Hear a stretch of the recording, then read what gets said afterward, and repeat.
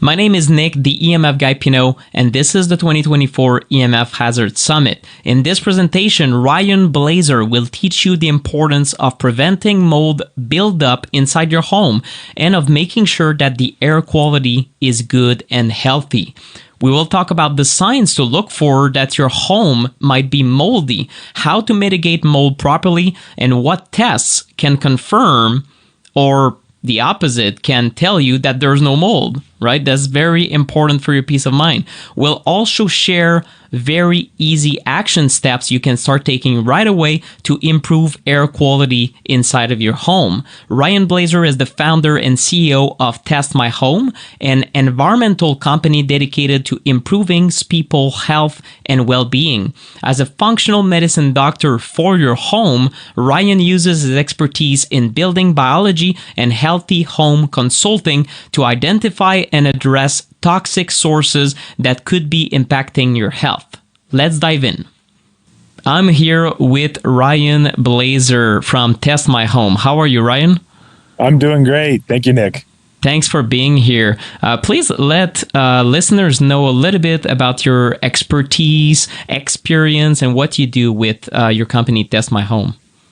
So yeah, I've been working on environmental toxicology, building biologist. I'm an electromagnetic engineer. We specialize in optimizing the home for people's health. We focus on air, mold, chemical, EMF, lighting, sound and vibration, and just kind of overall layout and cleanliness of the home. We deal with people that are concerned about their health, that think there may be something in the home that's affecting them, or people that are already sick, or people biohacker type that just want to have the healthiest lifestyle possible. So those three categories, we call them the worriers, the sufferers, and the warriors. Yes, and as far as the EMF part goes, I think that everyone listening to this presentation knows it is a big aspect, but I think that sometimes a lot of people that are electrosensitive tend to forget that there are other aspects outside EMFs that are very, very important in the home and that contribute to the stress factor that someone has. Can you let us know what other things outside EMFs can cause sensitivity according to what you've seen when you've surveyed people's homes? You know, it was interesting when I first got into this field testing homes. I kind of was thinking, well, you know, mold and EMF have this interaction with each other where the EMF can make the mold problem worse in the home. And, you know, there's an interesting study that Klinghardt did that showed a 600 times increase in mycotoxins from the EMF that was being produced by the mold. But I'm also seeing another interaction that goes the other direction. And that's when people are exposed with mold and chemical and stress and their toxic load is really high, that we're seeing that they become more sensitive to EMF as a byproduct of that. And so they all kind of go hand in hand. When people start getting their bodies built up with toxins, then they become more sensitive to chemicals. You know, they can't go down the aisle at the grocery store with the chemicals and the cleaners without getting a headache. Now they become more sensitive to EMF and they can't be around Wi-Fi. They don't sleep as good at night, and you know they can't hold the phone in their hand for very long. So we're seeing these synergies kind of working together. So it's kind of interesting to see how they all play out. Yeah, I think this is the overall toxic load and let's say inflammatory response that some people on the summit, such as Dr. Neil Nathan, talked about that, and how in the end sensitivity is not one thing. You know, it's just being in a very inflamed state which causes symptoms of sensitivity to many things. And it looks like one agent such as chemicals in the air or mold can exacerbate EMFs, and then vice versa, right? So how, when you get into someone's home with your services, what do you assess? You mentioned mold, you mentioned air quality, EMFs. Can you do the breakdown of what exactly you do when you do a survey? Because there's many things to think about, right? Sure. Yeah. The first thing we do is sit down with the client for about an hour. We go over how they use the home, how they interact with the home, what cleaning supplies are they using, what personal care products are they using, has there been any floods or leaks in the home that could have caused mold? Are they taking their shoes off? Do they open the windows up? Do they use the ventilation fan when they're cooking or going to the bathroom? We've found that a lot of times people aren't using the systems in their home correctly, and because of that, it makes for poor air quality. And so we talk about that. Then we go through the home with different gas meters, particulate meters. We're taking air samples. We want to see what's in the air as far as particulates go, and that can be dead skin cells, it can be mold, it can be pollen, bacteria, pathogens, pesticides, a whole range of different things in the air that we can be breathing in. But also, we look at the chemical load in the air. So formaldehydes, VOC, which is volatile organic compounds, which are going to off-gas from building materials. We look at sewer gas. We look at ozone levels in the home. If there's any kind of gas leaks, if you have natural gas in your house, all these different things can come together to create kind of this toxic soup in the air. Now, unfortunately, a lot of homes these days are built very airtight, and they don't have fresh air ventilation systems. So that's probably one of the biggest problems is our homes these days are not breathing. And that's one thing that we learned over COVID is that we need to have fresh air into the home to help flush these things out of the house. And we're just not seeing that. And so the majority of homes don't have enough fresh air.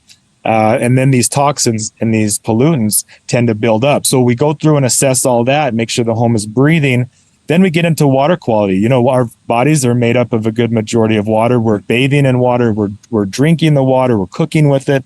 It's very critical that we make sure that we're not bringing these toxins that are now in our water system into our home and exposing our bodies to it. Unfortunately, there's not very many water sources in the United States that I would trust just drinking directly. You need to be filtering your water. We have a lot of factories, the PFOAs, the forever chemicals, and heavy metals, uranium, lead, arsenic. There's a range of these toxins in the water that we can expose ourselves to, and it's a lot easier to prevent these chemicals and toxins from coming into our body than it is to try to detox them later. So water filtration is very key. We talk about that. Then we go into EMF. EMF is a big one. It's highly underestimated, as you know. It's causing a lot of health issues with people, and a lot of times they don't even realize. People will call us out a lot of times for mold. Since we do cover different categories, they'll call us out for mold. They'll say, I think I have mold in my house. I have a lot of the symptoms, and I'll show up, and there's a cell tower in their backyard. I'm like, well, have you ever thought maybe the cell tower is causing some of your issues, especially when we go through the home and then we don't find any mold?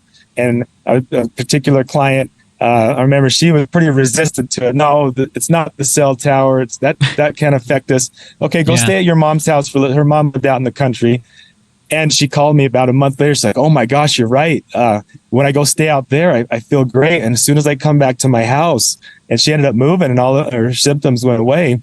So, we go through the home and we assess what EMF loads are coming from outside, what EMF loads are coming from inside. And as you know, a lot of our sources are actually coming from our own devices. It's the earpods, it's the cell phone, it's the Bluetooth, it's the laptops, it's the wireless printer right behind us in the office. It's these devices that are really close to us that are really causing the most harm. And so we educate and talk about how we can reduce EMF exposure.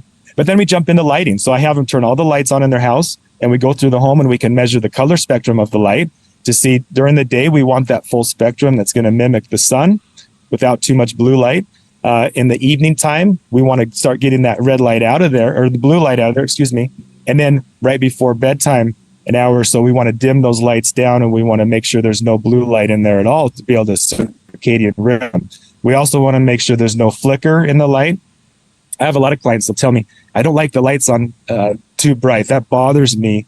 And I say, well, what about the sun? When you go outside, does that bother you? No, I'm fine with the sun. It's just the lights in the house.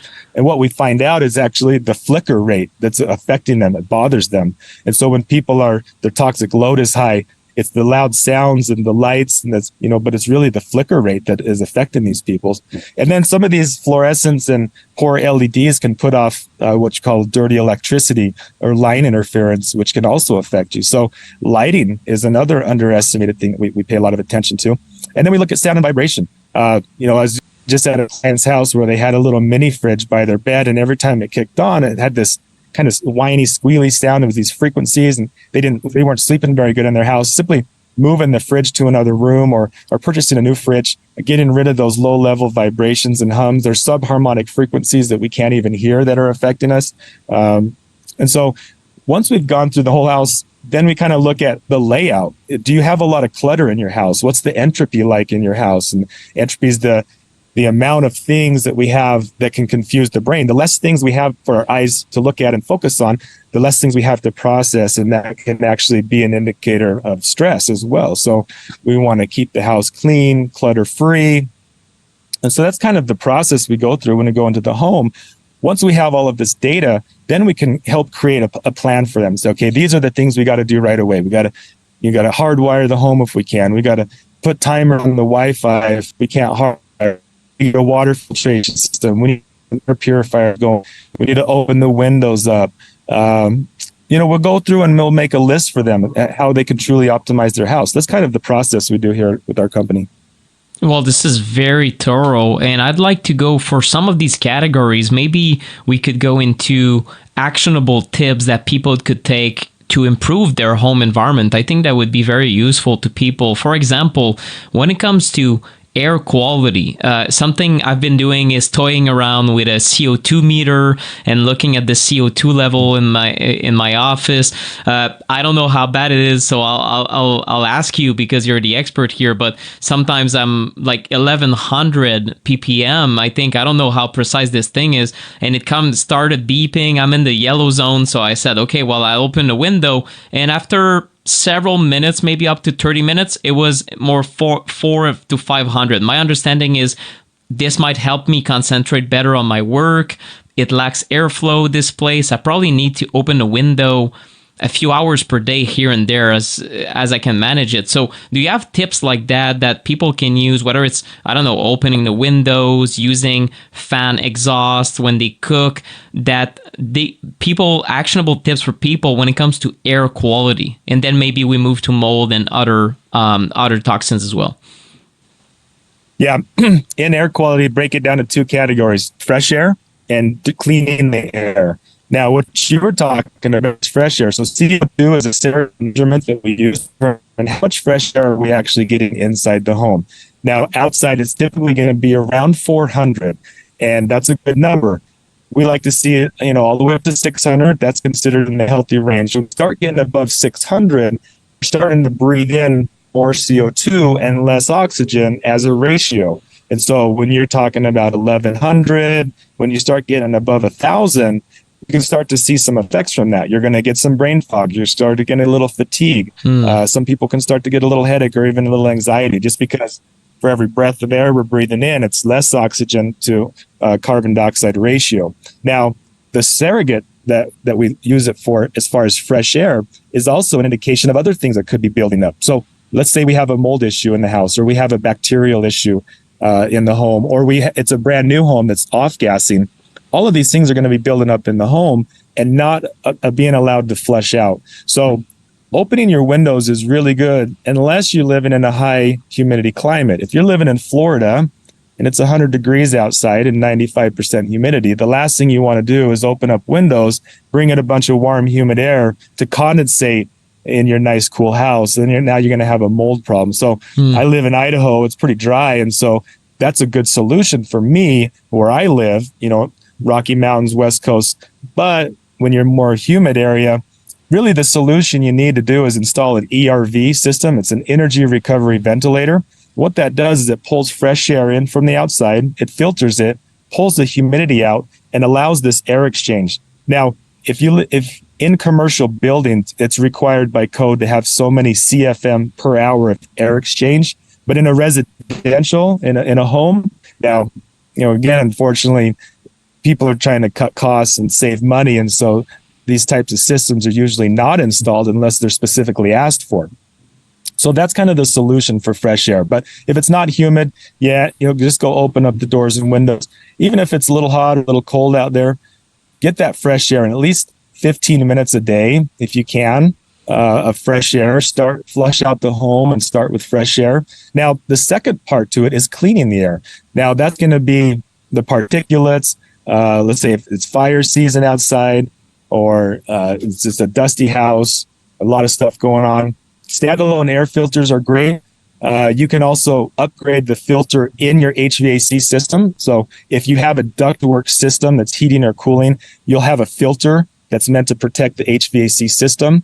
Pull that filter out and go into Lowe's or Home Depot and get the best filter that you can buy. You can even buy one online. They come in a MERV rating, MERV. So you can get a MERV 13 as a great filter. I have a MERV 15 in mine. I want to go the extra mile, and run that HVAC fan on all the time. What that's going to do is act like a filter and filter out the air. So those are two ways to kind of help take care of poor air quality. But what I like to do is let's focus on the source in the first place. Keep a clean home, keep a dust-free home, and don't bring toxic chemicals to your house in the first place that you would have to filter out. And also use your ventilation fans when you're cooking, when you're in the bathroom, putting on personal care products and they have fragrances. Use the exhaust fan to exhaust this stuff out. And just be really mindful about using non-toxic natural cleaning supplies and personal care products in your home.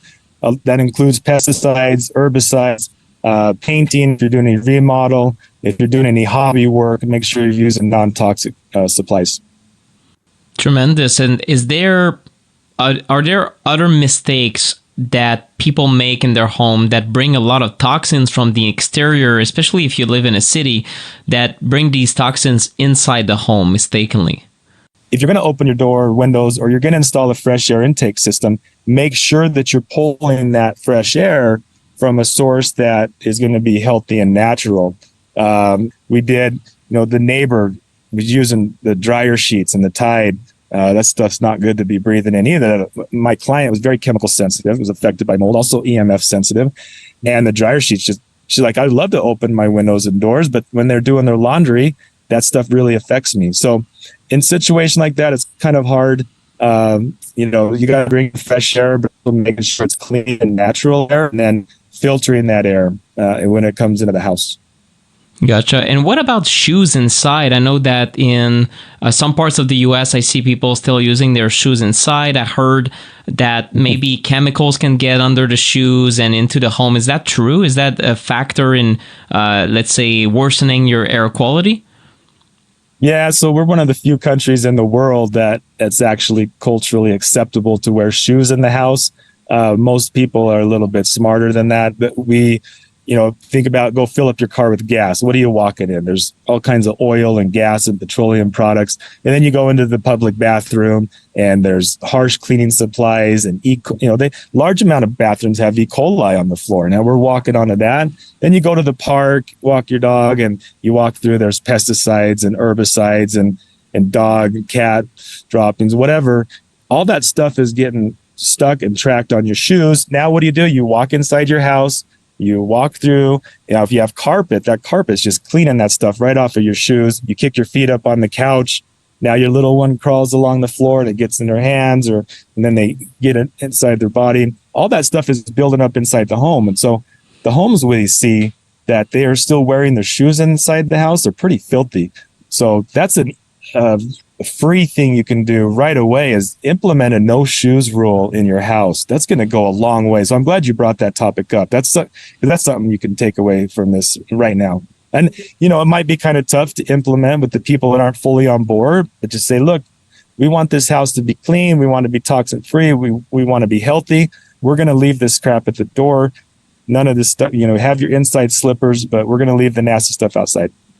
Tremendous. Yeah, this is exactly what I heard, and it never made sense to me to have shoes inside. I don't have shoes inside the home, and my the surfaces are dirty enough. Even with socks, somehow they get dirty anyway. So I can only imagine, especially in the Canadian winter, you have like salt and whatever they use to prevent like the ice buildup on the street. And sometimes I'm very worried, even bringing the winter boots and having some of this stuff drip on the floor.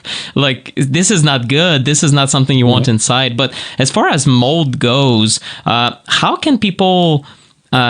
should people think about mold? Is it just the mold that you can smell, that you can see, and really, like, what is the prevalence of moldy homes? Is it really a common problem?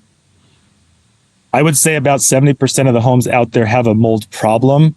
Maybe Really? 50% of those are actually really affecting the people in the home. I would say that other 20%, it's mold, but the people are doing a good job of detoxing, or they're living a healthy lifestyle and they're exercising and sweating. So it's not really a big health burden yet. I say yet because it's a burden. It's building up in the body. They just haven't had symptoms yet. So when it comes to mold, you can't always smell it. You can't always see it. In fact, a lot of times mold is behind the walls. It's behind the toilet. It's behind the shower. It's in your attic or your crawl space.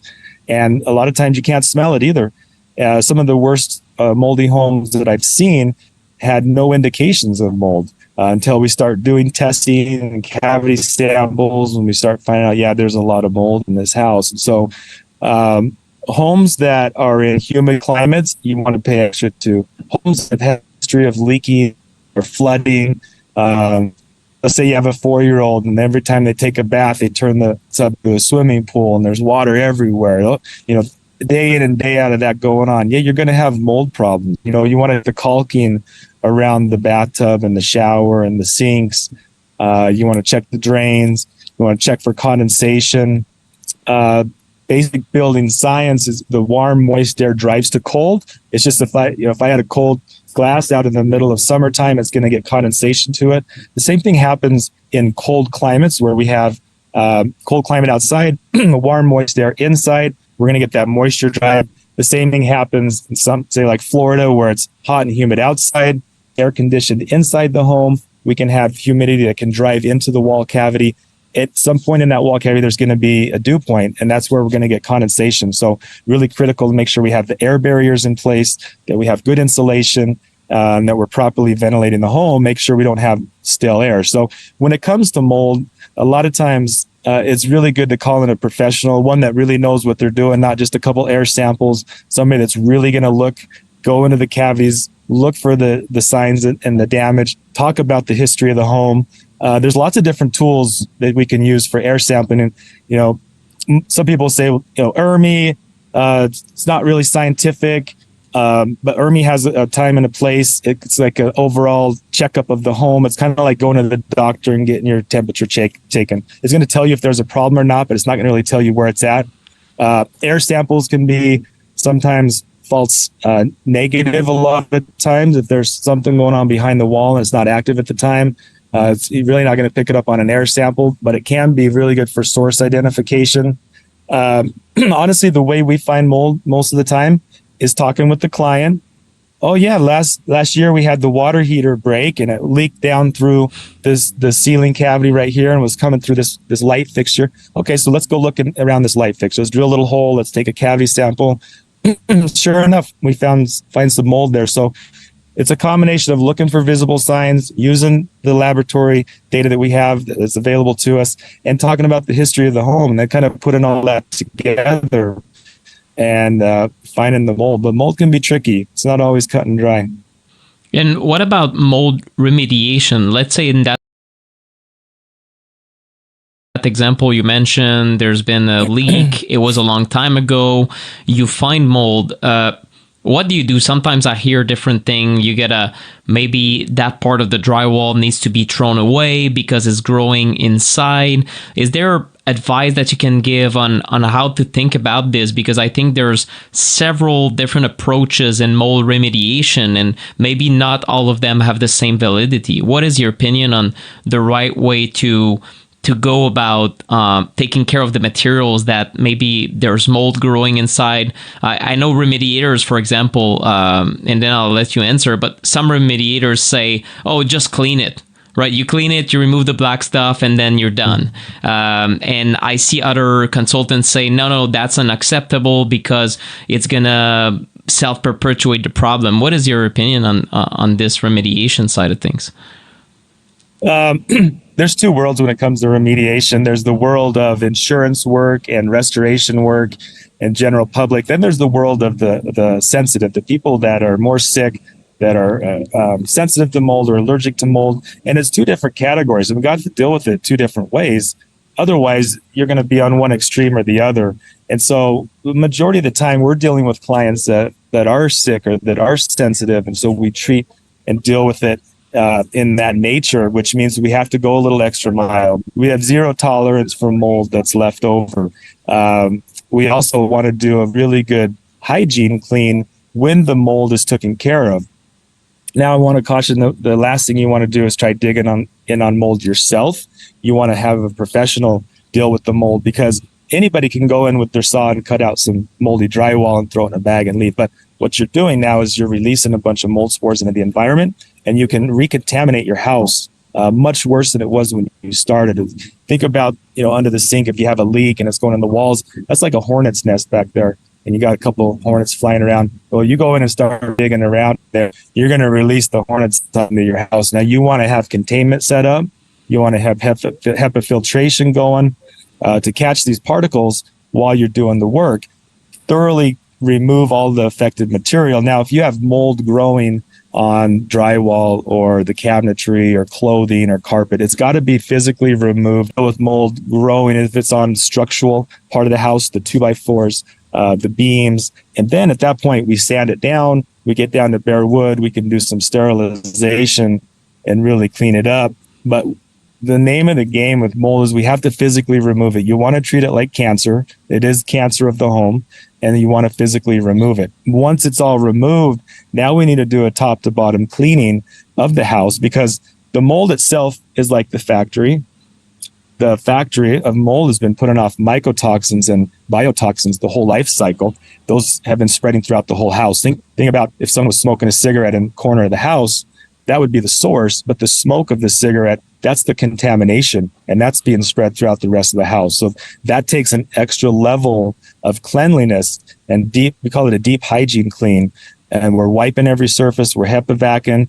I even like to gas with chlorine dioxide gas, fog with hypochlorous acid. There's a full protocol we go through for people that are highly sensitive. So your typical mold remediation company is not going to go to that level. There are companies out there that do more of the hypersensitive type cleaning, but I think that's the one that you really should go for, because you may not be sick now or affected from it, but the last thing you want to do is just be overloading your body, filling up your toxic load, because now you're going to be less strong in the other areas, the EMF, the chemicals, personal stress, diet, fitness.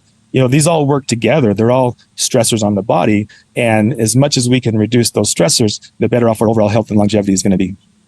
Yeah, that makes a lot of sense. Even if you're not that sensitive, you don't have symptoms, it's not like you require more mold in your life. It's not a nutrient, Mm-hmm. So less of it is right. Better, I think. Especially I think, and correct me if I'm wrong, but I think it's because we live in homes that are sealed now and not in nature. In nature, there's mold everywhere. There's pollen. There's all sorts of things. But at the same time, there's a lot of circulation. The air is not stale, unless I guess you live in a cave, but you wouldn't thrive in a cave. You would get out eventually in the sun, right? As a human being, we require to kind of be in an environment like that where there's airflow. But I can tell you, in my home, I realized with the CO2 levels, it kind of woke me up to the fact that, my God, there's no airflow in this office. Even if we use AC, and it's very comfortable with AC here, and it was very hot this weather in Montreal, I need to open the window. So now I'll change the mosquito net there to make sure they don't get in, because my wife hates those. But I'll make sure that there's airflow, and maybe open all the windows for 1 hour per day, maybe in the morning, kind of refresh the air. Never thought about it this way, but I realize now that it's such an important part of keeping a home healthy. Just basic stuff like opening a window, but we're in a culture of AC also, and it's hot outside. Oh, inside it's cold, and we have this kind of artificial environment that we create. So we create other problems for ourselves, unfortunately. Yeah. And all these systems work on each other. And that's why in our company, we don't just focus on mold or just EMF or air. We focus on everything because they all work together. They all interact with each other. They all affect each other. And so you have to look at it as a whole big picture if you really want to see big results. But just like you said, the mold ties back to fresh air, so they all work together.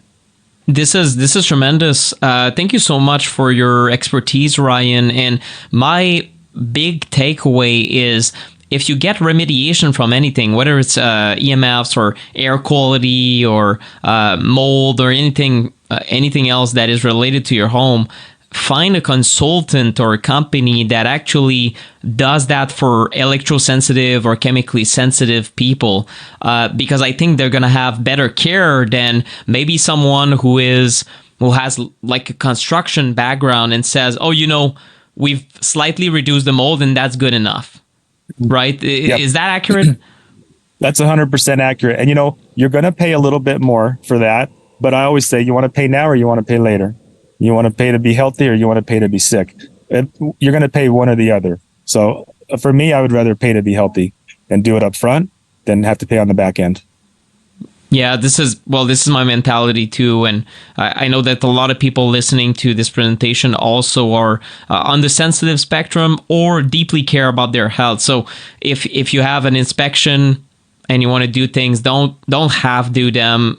Get a budget and eventually hire a consultant like Ryan or someone who knows what they're doing, a building biologist, and then do the remediation the right way and not, half doing it just won't work, especially if you're sensitive. Ryan, let us know a little bit about Test My Home, about your work, what you do, the different services you offer, because I know that a lot of people need that kind of support. Are you only in the US also? Where can you go to? And please let us know. Yeah, so, started out with our Instagram at Test My Home. We're always posting free content, a lot of good information. There's a lot of really free stuff there. So starting out and want to learn and kind of figure this stuff out, there's a lot of free tips. I would suggest start there. Next, you can go to our website. I have a lot of podcasts I've done, similar stuff like this. That's the next level. You could book a phone consultation with me or one of my team members, and we can get on a Zoom call. We can walk through, do a video walkthrough of your house. We can even ship you testing supplies or meters or equipment. We can service anywhere in North America, really doing that way.